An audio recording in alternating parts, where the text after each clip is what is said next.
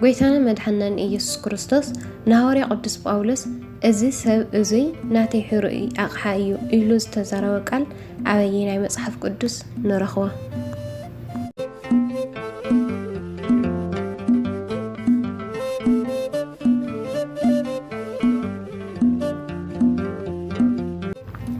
መልሲ ግብረ ሐዋርያት ምዕራፍ 9 ቁጥሪ 15 ሳልሳይ ብህይወት እንተነበርና ንጎይታይና እንነብር እንተሞትና እውን ንጎይታይና እንመውት።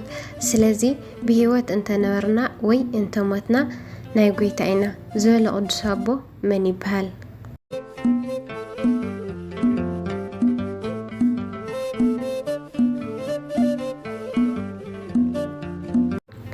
መልሲ ብርሃን ዓለም ሐዋርያ ቅዱስ ጳውሎስ ሮሜ ምዕራፍ 14 ቁጥሪ 8 ራዕይ ሕቶ ወንጌል ማለት እንታይ ማለት እዩ?